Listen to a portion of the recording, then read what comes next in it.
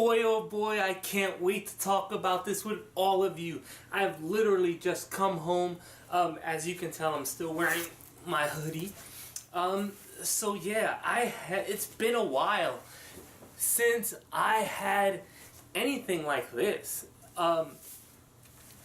Everything was done so neatly. It wasn't burnt.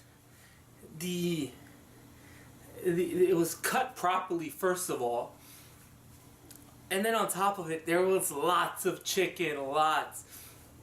And the cheese had that gooiness about it, where it mixed in with the barbecue, with the chicken. And it was all done in a perfect blend. It's been a really long time since I've had anything like this. It was so enjoyable. And then it even had the afterglow, the afterflow, if you will.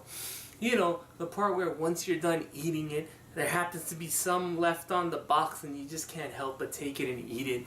And it's just as good as when it was on the actual pizza. This was really good. What? You have to do a movie review. You know that, right?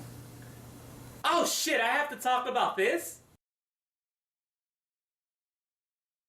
Serenity, directed by Stephen Knight. Well, I should preference this, Serenity 2019. Not to be confused with the movie that was based on Firefly. For those of you who remember that, if you do. Serenity, directed by Stephen Knight, is the movie about Matthew McConaughey, who plays a drunk sailor who happens to be going after this big fish, and it seems like he's been doing it for eons. And one day he gets met by Anne Hathaway, his ex-wife, who wants him to kill and offers to pay him $10 million to kill her current husband, played by Clarke. And what you get is a loosely built thriller that really just left me scratching my head more than half the time in this movie.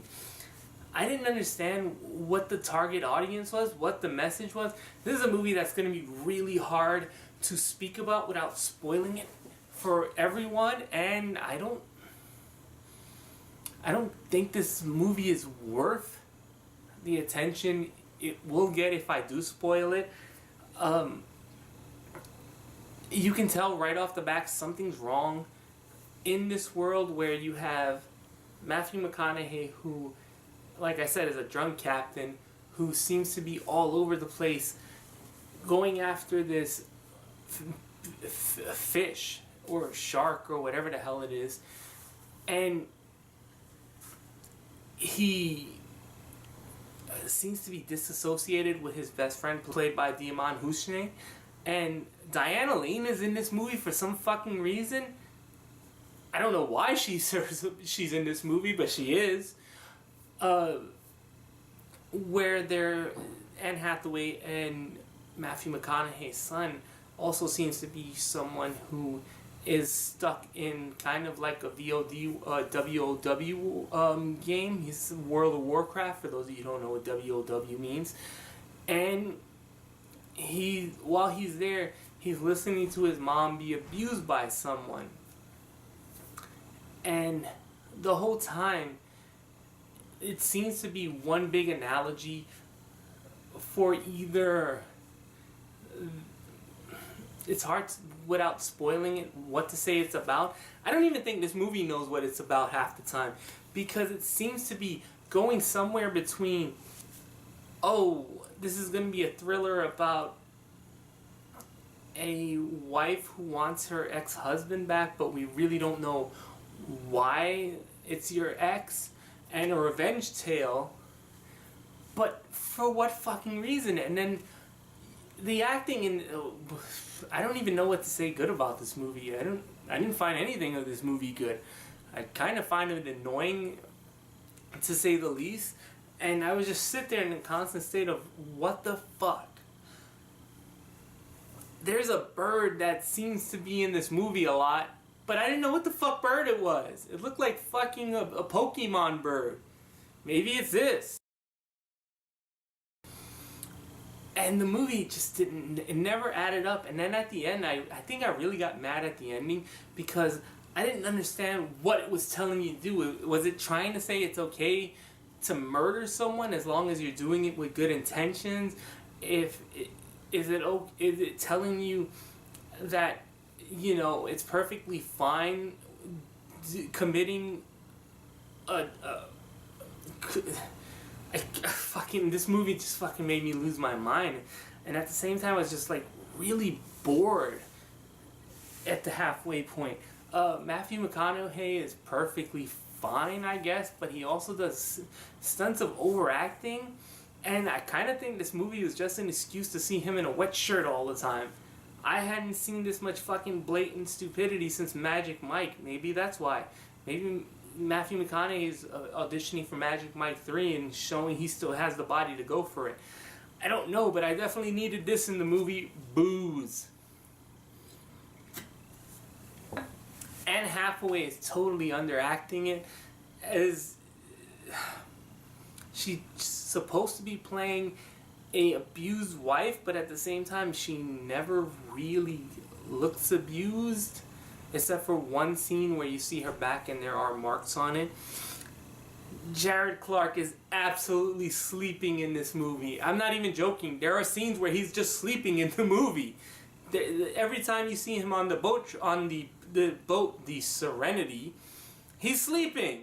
No fucking joke. He's sleeping in the fucking movie. Then there's this sub-character, this shady dude who's following McConaughey around, and he's doing it for a good about an hour and 15 minutes of the movie. And when you finally see him, you just go, what the fuck was the point of him?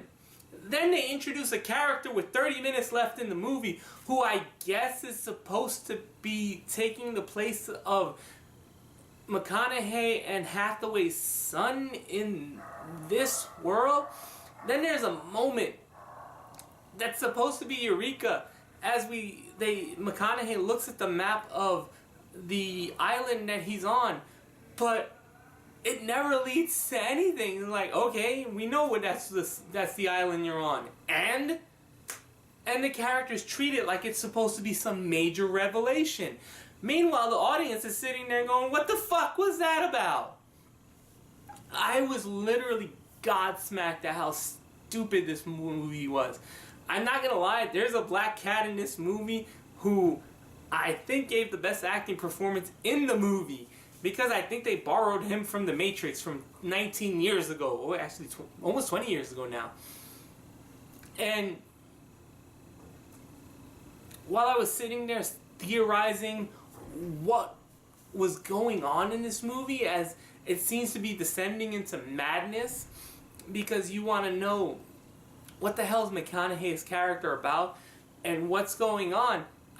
We were theorizing, and a lot of the theories we had were better than the movie we got at the end, because once you finally figure out, or once you're finally told what's going on, and you probably figure it out about 20 minutes before the end, 15 minutes before the end, you were just sitting there going, what was the fucking point? Even the ending just kind of goes, ugh. I was literally in an audience where once the movie ended, everyone just sat there and said,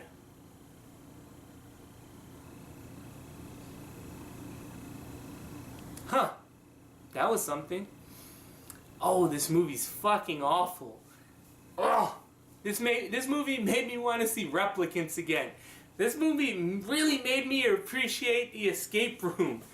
Wow, this fucking movie will easily be on the worst movies of the year list. And this is January. I got 11 more months of this shit.